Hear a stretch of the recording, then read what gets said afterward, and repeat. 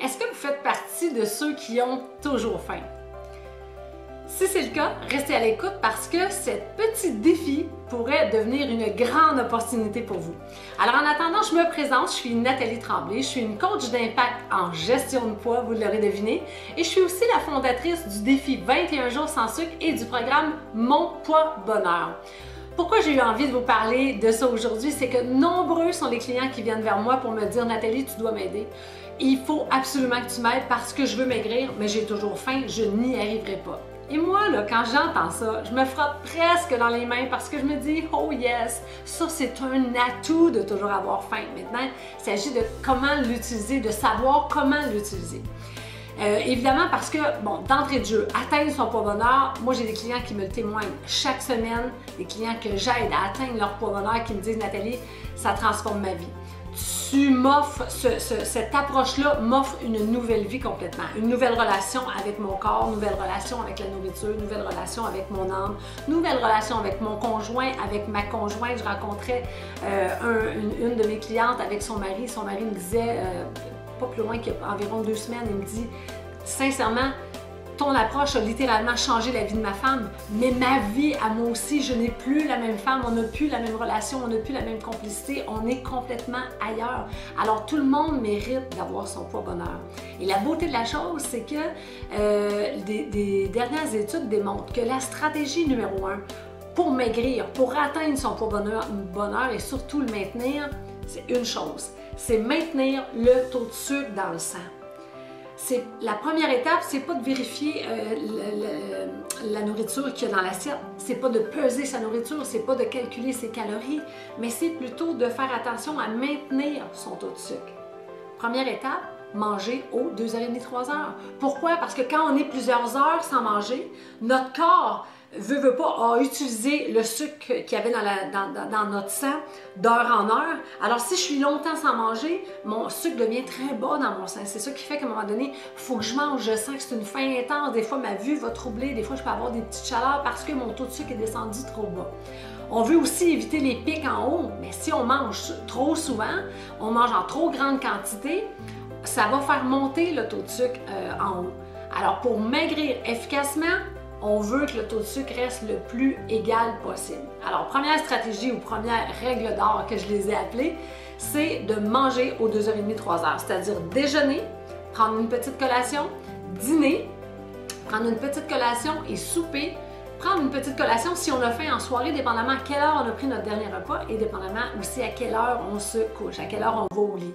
Alors évidemment, c'est la stratégie numéro 1 pour maintenir son taux de sucre dans le sang. Maintenant, la deuxième règle d'or, c'est il faut que j'ai faim et il faut que j'écoute ma satiété. Alors, c'est là la beauté de la chose. C'est juste que d'écouter, manger régulièrement, mais manger plus petit. Manger des plus petites quantités, manger des plus petites assiettes, manger des plus petites portions. Comment c'est transformateur comme approche.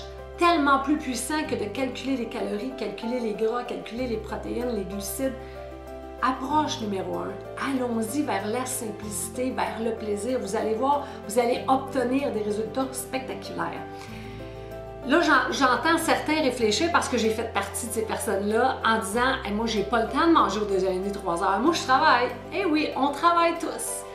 Et moi, pendant mon 28 ans de calvaire, où est-ce que j'ai atteint plein de fois mon poids bonheur, mais j'étais incapable de le maintenir. Je reprenais toujours le poids perdu parce que je ne faisais pas des changements à l'intérieur de moi. Tout ce que je faisais, c'était suivre des protocoles, des régimes amaigrissants. Je pesais ma nourriture, je calculais mes calories, je vivais 24 heures sur 24 avec une petite calculatrice sur moi. Il y a des gens qui ont des petites pédomètres, des podomètres pour calculer leur poids. Ben moi, à l'époque, c'était une petite calculatrice où est-ce que je calculais tout. Mais je n'avais pas de résultat non plus à ce moment-là. Alors évidemment que j'étais de ceux qui disaient « je mange pas de la journée et je vais me bourrer la face ce soir. J'aime mieux attendre et manger relax. J'aime mieux attendre et pouvoir savourer mon repas, tant qu'à manger vite vite. » Mais je me nuisais considérablement. C'est ce qui fait en sorte que ça a pris plus de 28 ans en fait pour atteindre et maintenir, trouver la bonne approche, trouver les bonnes stratégies parce que je me refusais. Et je vais toujours m'en rappeler, parce que moi j'ai rencontré des psychologues, des psychothérapeutes, des nutritionnistes, des diététistes, toutes les formes, les grosses chaînes amaigrissantes ici ici au Québec, je les ai fait maintes et maintes fois en fait. Et une fois, il y a une psychologue qui m'avait dit de manger plus régulièrement, elle essayait de m'aider.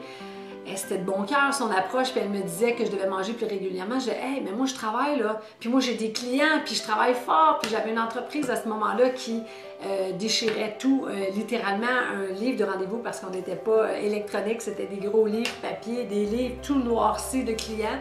Et je disais, hey, moi je travaille, je peux pas. Puis elle m'a dit un jour, elle m'a dit, est-ce que tu opères des gens à cœur ouvert? Non, je me dis, elle sait que je suis pas médecin, là. Pourquoi qu'elle me pose cette question-là? Mais c'était une question piège, une question punch qui fait, hey, t'es pas en train d'opérer quelqu'un à cœur ouvert, tu peux prendre 5 minutes, dire à la personne, je suis désolée, je vais aller prendre un petit shake, je vais aller prendre une petite boisson de lait de soya, je vais aller manger quelque chose.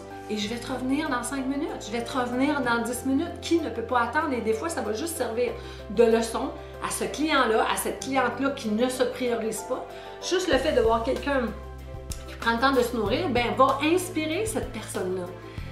Alors, ça va être une phrase punch que je me suis rappelée toujours. Pour qui tu te prends, Nathalie Tremblay? Tu n'opères pas à cœur ouvert, prends une pause et la terre n'arrêtera pas de tourner. Alors, c'est facile d'avoir un fruit, quelques noix dans le fond de sa poche, de cruncher ça. Puis des fois, ça peut être ça, juste une petite boisson de soya, un petit berlingot en fait, qui peut être à température pièce dans le sac à main. Tu piques la paille là-dedans. Et personne ne le voit, ça prend que quelques minutes, ça peut être mis dans un shake, un verre qui va être opaque, que les gens ne voient même pas, peut-être qu'ils pensent que tu bois de l'eau. De toute manière, ça ne les regarde pas. Mais ça, ce que ça va faire, c'est que ça va contribuer à maintenir le taux de sucre. Et là, tu vas maigrir efficacement. Et c'est des stratégies comme ça qui vont faire que tu ne reprendras pas le poids par la suite. Et ça devient intéressant. Pourquoi? Parce qu'après ça, tu peux passer à autre chose. Tu peux, au lieu de rêver ta vie, tu peux réaliser tes rêves. Le monde, comme mes clients me disent, le monde des possibilités s'ouvre à partir du moment où tu as atteint ton poids bonheur et que tu y restes par la suite. Alors voilà, j'espère que tu as retrouvé de la valeur dans cette petite capsule. J'espère que tu as eu du plaisir à l'écouter. En tout cas, moi, j'ai eu du plaisir à la créer pour vous. Et si vous sentez que ça peut plaire à quelqu'un, si vous sentez que ça peut répondre à quelqu'un qui se plaint dans votre entourage, qu'il a toujours faim ou qu'elle a toujours faim, partagez en fait la vidéo. Participez tout comme moi, en fait, devenez des ambassadeurs, des ambassadrices de cette communauté-là qu'on est en train de créer, sans régime, sans grosses restrictions, mais en cheminant vers son poids bonheur pour le maintenir par la suite, parce que, sincèrement, c'est ce que vous méritez. Alors, à très bientôt, mes amis. Bye bye!